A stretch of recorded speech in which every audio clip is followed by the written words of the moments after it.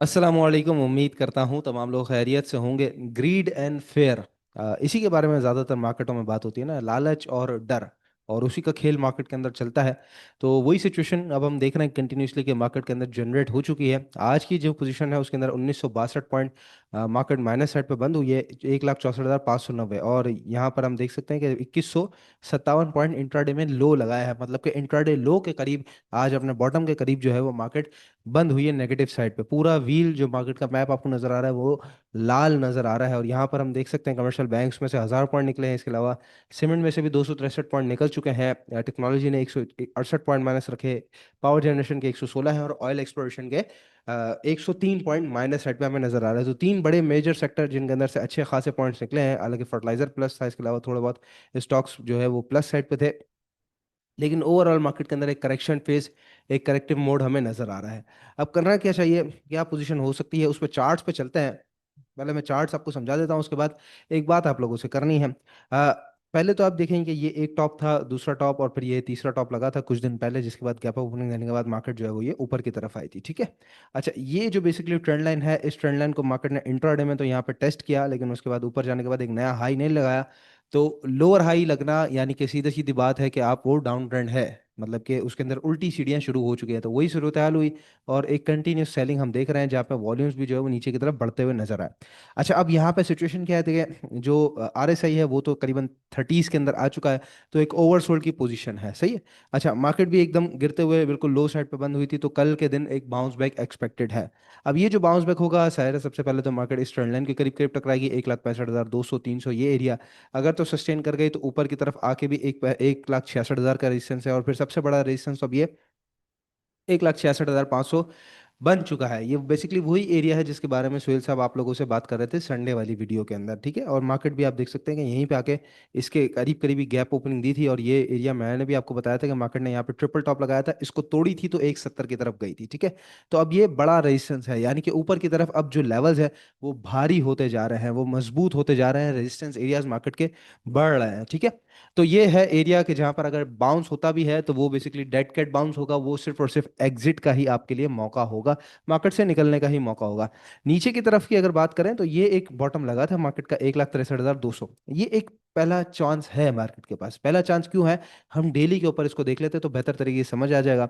हम डेली के अंदर पोजीशन जो है उसको अगर चेक कर लें तो यहाँ पर एक तो देखें कि ये जो बेसिकली ट्रेंड लाइन थी जो 1,26,000 20,000 से मार्केट चलना शुरू हुई थी, तो इस ट्रेंड लाइन का जो बॉटम था उसको तो मार्केट ने तोड़ के नीचे की तरफ चले गई थी, फिर यहाँ पे टकराई, उसके बाद नीचे आई और फिर यहाँ पे टकराई। तो दो दफा इस ट्रेंड लाइन पर टकरा के नीचे की तरफ क्लोजिंग दे दी है। ठीक है। तो मतलब अब ये ट्रेंड लाइन का भी रेजिस्टेंस ऊपर जाने के लिए मौजूद है।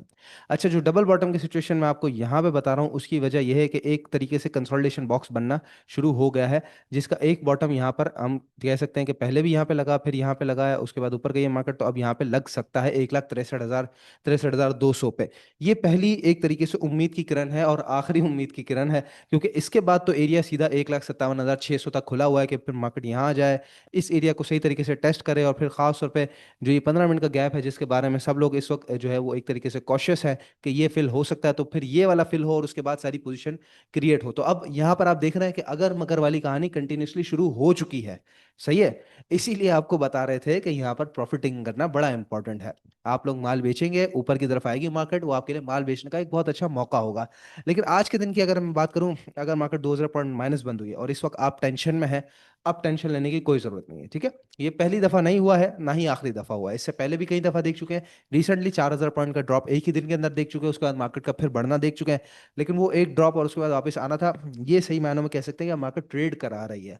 तो अब अगर कोई चीज हाथ में रह गई है, अब अगर नहीं बेच पाए, गलती कर दी है, तो पछताने की कोई वो जरूरत नहीं है, कोई टेंशन लेने वाली बात नहीं है। ये मार्केटें हैं, होता रहता है, गलतियां हमसे भी होती हैं, जाहिर है हम भी इतना जो परफेक्ट तरीके से रीडिंग चल रहे होते हैं, तो इतने सालों का एक्सपीरियंस और फिर चार्ट्स पढ़ पढ़ के, देख देख के, पैटर्न्स देख के, सीख सीख के, क्लासेस करवा के, आपस में बातचीत करके यहीं से ही हम सीख के करें ना, तो इसीलिए आहिस्ता आहिस्ता करने से ही होता है। तो इसलिए डरना घबराना अब नहीं है। अब अगर आप बोलें कि मैं पैनिक में बेच दूं, जबरदस्ती बेच दूं, हाँ ट्रेडर है, ट्रेडर का स्टॉप लॉस आ गया, स्टॉप लॉस पे निकलना आपका उसूल है, डिसिप्लिन है, ट्रेडिंग का डिसिप्लिन है, वहां पर आप लाजमी निकलेंगे। लेकिन अगर कोई चीज थी, स्टॉप लॉस भी हो गया, उसके बाद अब जबरदस्ती के इन्वेस्टर बन के बैठे हैं, तो इन्वेस्टर बन के बैठिए, वही ज्यादा बेहतर रहेगा आपके लिए। मतलब कि आप उस चीज इसको जबरदस्ती, जोर जबरदस्ती पैनिक में आप सेल ना करें। अब मौका फिलहाल मैं समझता हूँ कि निकल चुका। हाँ, कल के दिन अगर बाउंस बैक होता है तो वो आपके लिए मौका होगा। तो इसलिए जो गलती यहाँ पे दोहरा दी है कि इस एरिया के करीब नहीं बेच पाए, तो अगर यहाँ पे एक बाउंस बैक होता है तो यहाँ पे कोशिश कीजिएगा कि वो गलती दोबारा नहीं दोहराइएगा। दोबारा मैं आपको बताता चलूं, ये मार्केटें है, इसी तरह चलती है, मार्केटों को फॉलो करना होता है, फॉलो करेंगे तो ही मार्केट आपको अपने साथ लेके चलेगी। बाकी याद रखिए, जिन्होंने फास्ट ट्रेडिंग करनी है, जो स्टॉप लॉस पे निकलना जानते हैं, एक्टिव ट्रेडिंग करते हैं, उनके लिए ही ये हमारा ग्रुप है ट्रेड विद सुफियान। और T+1 सेटअप के ऊपर पूरा बेस्ड है ये ग्रुप, जो कि इंशाल्लाह ताला फरवरी 9 से इंप्लीमेंट भी होने जा रहा है, यानी कि टोटली शरिया कंप्लाइंट इसके अंदर अल्हम्दुलिल्लाह जी ट्रेडिंग होने जा रही है। और फास्ट ट्रेडर, जैसे मैंने कहा कि वो लोग जो स्टॉप लॉस पे बेचना जानते हैं, वो जो उल्टा भी बेचना जानते हैं, बराबर बराबर भी निकलना जानते हैं, उनके लिए ही ये ग्रुप है। तो आपने ग्रुप ज्वाइन करना है फास्ट ट्रेडिंग के लिए, तो नंबर है 033624444466। रब्ता करके ग्रुप हमारा लाजमी ज्वाइन कीजिएगा। अच्छा एक तो ये सिचुएशन है, और उसके बाद फिर नीचे की तरफ बॉटम है। अब कल का दिन आखिरी दिन है, लेवल्स मैंने आपको बता दिए, अपनी स्ट्रेटजी मैंने आपको बता दी, लेकिन मेरी एक रिक्वेस्ट है आपसे, आप सभी से एक रिक्वेस्ट है। अब वो चीज जो सुहेल साहब इस वीडियो में आपको बता रहे थे वो हो रही है, ठीक है? जो संडे को बता रहे थे वो आज के दिन से, या कह लीजिए कि पिछले 2 दिन से हो रही है कंटिन्यूसली। तो अब जो वो हो रही है, तब अब आप ये वीडियो देखेंगे तो और बेहतर तरीके से समझ पाएंगे। क्योंकि पहले तो लोगों को लगता है ना कि यार जरा एक बात कर रहे हैं, अलग है, इसमें बताया गया कि हमने अपनी एक रीडिंग शेयर की है जो कि गलत भी हो सकती है, ठीक है? लेकिन लोगों को लगता है कि यार बात कर रहे हैं, मार्केट तो और बढ़ जाएगी। एक बुलिश डिनायल, वही थ्योरी जो सुहेल साहब बता रहे हैं, वही आपके जहन में भी चल रही है ना, बुलिश बेरिश डिनायल के, यार मार्केट नीचे नहीं जा सकती, मार्केट नीचे नहीं जा सकती, तो एक बेरिश डिनायल चल रहा है। तो अब जाके ये वीडियो देखेंगे तो आपको बड़ा फायदा होगा। कल का आखिरी दिन है, बेसिकली समझ लीजिए कल ही मौका है आपके पास। कल के दिन के बाद फिर 2 दिन निकल जाएंगे और फिर नया वीक शुरू हो जाएगा जो कि रोल ओवर वीक है। तो उससे पहले पहले अगर ये वीडियो देख लेंगे तो मैं समझता हूँ कल के दिन आप बहुत बेहतरीन बेहतरीन किस्म के फैसले कर पाएंगे, क्योंकि तमाम लेवल्स, मार्केट के तमाम डायनामिक्स इस वीडियो में आपको समझा दिए गए हैं। खबरों की तरफ आ जाए जी। पीएम शहबाज साहब ने 3 साल का सब्सिडाइज पावर पैकेज जो है वो इंडस्ट्रीज और फार्मर्स के लिए कर दिया है, जहां पे करीबन 10 रुपए के फी यूनिट जो है वो उनको रिडक्शन दे दी है। तो ये हम देख सकते हैं कि आगे आने वाले वक्तों के अंदर इंडस्ट्रीज को खास तौर पे एक बहुत बड़ा फायदा देगा। लेकिन हमारे यहाँ मुल्क के अंदर सब्सिडीज का एक सिलसिला जो चले जा रहा है, उस हिसाब से अगर मैं देखूं तो एज ए पाकिस्तानी ये बात ठीक नहीं है। लेकिन चले ठीक है, इंडस्ट्रीज को फायदा होगा तो देखते हैं। बाकी आईएमएफ को इसमें कितना इन्होंने साथ रखा है वो आगे आने वाले दिनों में हमें पता चल जाएगा। कुछ रिजल्ट्स आए जी आज, और रिजल्ट्स के अंदर भी मिक्स्ड बैग चल रहा है, आप देख रहे हैं ना, कंटिन्यूसली मिक्स्ड बैग है। कई रिजल्ट बहुत अच्छे हैं तो कई उस तरह की जो चमक मार्केट के अंदर, स्टॉक के अंदर नजर आ रही थी वो है ही नहीं उसके रिजल्ट के अंदर। और कहीं पे ये है कि एक्सपेक्टेशंस बहुत अच्छी थी, उसके मुकाबले में बड़े खराब रिजल्ट आए। तो मिक्स्ड बैग चल रहा है यहाँ पे। बहरहाल एयरलिंक का एक रिजल्ट आया आज के दिन में, और 88% से इसके प्रॉफिट्स बढ़े हैं। ₹2.13 की पिछले साल सेम पीरियड में अर्निंग थी, इस दफा ₹4 की अर्निंग्स कंपनी ने शो की है। साथ ही कंपनी ने यहाँ पे ₹2 का डिविडेंड भी अनाउंस किया है, ये जी ₹2 का डिविडेंड भी अनाउंस किया है। तो कंटिन्यूसली पे आउट कर रही है, क्वार्टर में पे आउट किया है, तो काफी अच्छी कंपनी है। और इसीलिए हम देख रहे हैं कि अपने रेट्स को बार बार ऊपर की तरफ आके सस्टेन भी कर जाती है। साथ ही एफएफसी के रिलेटेड जी, इसका भी रिजल्ट आया, ₹9.50 का डिविडेंड अनाउंस किया कंपनी ने, लेकिन ₹43.83 की अर्निंग थी। अर्निंग्स अब भी उतनी ही है, ₹43.30 की रिटेन्ड है, और ठीक ही अर्निंग है, वो खराबी इसके अंदर अभी तक ऐसी नजर नहीं आ रही। रिजल्ट ठीक ठीक आया है। बाकी फैसल बैंक का रिजल्ट आया जी, ₹1.5 फी शेयर इसने डिविडेंड तो अनाउंस किया है, लेकिन 9 मंथली के अंदर कंपनी की जो प्रॉफिट्स हैं वो सेम पीरियड लास्ट ईयर के मुकाबले में कुछ गिरे हैं, करीबन 24% से। पहले ₹13.41 की अर्निंग्स थी, अब ₹10.25 की अर्निंग्स कंपनी ने शो की है। तो रिजल्ट के अंदर जैसे मैंने कहा कि मिक्स्ड बैग है। एयरलिंक का काफी अच्छा रिजल्ट आया, तो फैसल बैंक का उतना खास नहीं आया। इसी तरीके से भी स्पेल का आप देख ले तो लोअर लॉक लगा हुआ था रिजल्ट की वजह से ही, बाकी भी रिजल्ट जो है वो इतने बेहतर नहीं आ रहा। तो मार्केट के अंदर भी ये रिजल्ट जो है वो अप एंड डाउन का हिस्सा बनेगा। बस आप लोगों ने एक चीज पे ध्यान देना होता है कि मेरे हाथ में क्या है। मेरे हाथ में है अपने अकाउंट को सही तरीके से चलाना, मतलब कि मेरे जो शेयर्स हैं उनको सही खरीदना, सही बेचना, ये मेरे हाथ में है। मेरे हाथ में मार्केट चलाना नहीं है, मेरे हाथ में मुल्क सीधा करना नहीं है, डायनामिक्स सीधे करना नहीं है। और दूसरी बात कि अगर गलती हो जाए, मतलब कि अब नहीं बेच पाया, अब गलती हो गई ना, तो मेरे हाथ में ये भी है कि मैं अब पछताऊं नहीं।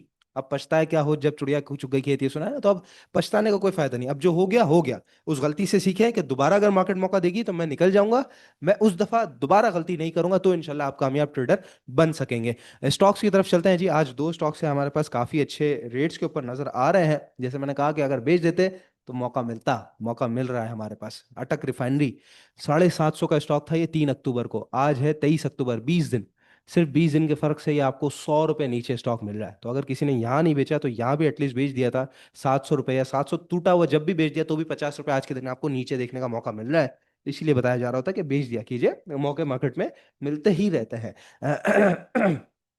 सॉरी। ये जी पोजीशन है जी इसकी, और ये बड़ा जबरदस्त किस्म का इसका सपोर्ट एरिया है, 652 650 रुपए का। और इससे नीचे ये नहीं आया है, ठीक है। अभी भी थोड़ी सी एग्जेजरेशन हुई थी, तो 650 का इसने लो लगाया, वापस अंदर बंद होकर फिर सीधा ऊपर चले गया था। आज भी आप देखें एग्जैक्ट इसी रेट के करीब करीब जो है वो इसने अपना सपोर्ट लिया है यहाँ पे, ठीक है। और सपोर्ट से थोड़ा सा वापस पलटा भी है। अब जो पोजीशन है इसके अंदर 650 से नीचे का स्टॉप लॉस है, करंट रेट से लेके नीचे पूरा 652 650 ये आपका बाइंग जोन है। 648 या 645 जिसको जो बेहतर लगे, 648 या 645, मैं समझता हूँ 648, उससे नीचे ट्रेड कराना शुरू करे, दैट्स इट, स्टॉप लॉस खत्म, वहां पे इसका ट्रेंड खत्म हो जाएगा। लेकिन यहाँ से रिवर्सल के चांसेस हैं, क्योंकि कई दफा रिवर्सल हो चुका है, ठीक है।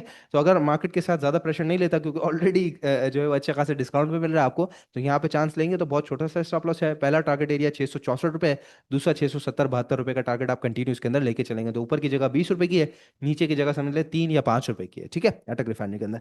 दूसरा स्टॉक है जी SLGL। और ये भी हम देखें तो एक तो सबसे बड़ी बात ये है कि ये जो इतनी बड़ी इसकी कैंडल थी, उसको छोड़ के अगर यहाँ पे देखें तो सही मायनों में जो चला है, इतनी बड़ी कैंडल के अलावा जो सही तरीके से चला है, उसमें ये यहाँ पे टॉप लगा, यहाँ पे टॉप लगा, और ये अब जो है वो उसने इस ट्रेंड लाइन को तोड़ दिया है, ठीक है। डेली के ऊपर इस ट्रेंड लाइन को तोड़ा है और इससे ऊपर खड़ा हुआ है। अच्छा, नीचे आने के बाद इस रेट से ऊपर जो कि बनता है 21 21 रुपए 50 पैसे का रेट, इससे ऊपर सही मायनों में इसने क्लोजिंग नहीं दी, जो कि green time frame green side पे पॉजिटिव क्लोजिंग हो। आज दिए इसने पॉजिटिव क्लोजिंग और काफी अच्छे तगड़े वॉल्यूम्स के साथ दिए। करंट रेट पे बिल्कुल बाय करना चाहिए, नीचे 21 रुपए तक मिले तो भी बाय करना चाहिए। बहुत ही छोटा सा स्टॉप लॉस है, 20 रुपए 70 पैसे का, 30 पैसे नीचे नीचे का स्टॉप लॉस लगाना है। करंट रेट से लेके नीचे 21 रुपए तक बाइंग करेंगे, बहुत एक अच्छी एवरेज बनेगी आपकी, बहुत छोटा सा स्टॉप लॉस बनेगा। टारगेट एरिया 22 40 22 50 है, दूसरा टारगेट एरिया 23 रुपए है, और फिर उसके बाद मजीद आगे बढ़ता है तो 23 50 तक आप कंटिन्यू करके चल सकते हैं। तो इसके अंदर भी बहुत अच्छा मौका है। कहाँ एक स्टॉक आपको जो है वो 26 50 पे बेचने का मौका दे रहा था, अब दोबारा 21 रुपए पे खड़ा हुआ है, इसीलिए 20 25% 15% 17% आज के दिन में स्टॉक नीचे आपको मिल रहे हैं। बशर्ते ये कि पैसा खाली होना चाहिए, आप मार्केट को फॉलो कर रहे हो तो मार्केट आपको मौके दे रही होती है। और दोबारा मैं बताता चलूं जी, रिमाइंडर है, कल के दिन गुजरने से पहले ये वीडियो लाजमी देख लीजिएगा, हाई अलर्ट वाली, ताकि आपको मार्केट के पूरे डायनामिक्स समझ आए। और कल का दिन खासतौर पर जो हफ्ते का आखिरी दिन है, उससे पहले उस दिन आप बहुत अच्छे फैसले अपने लिए कर सकें। इंशाल्लाह ताला नेक्स्ट वीडियो में आप लोगों से मुलाकात होगी। अपना बहुत ख्याल रखिएगा। अल्लाह हाफिज।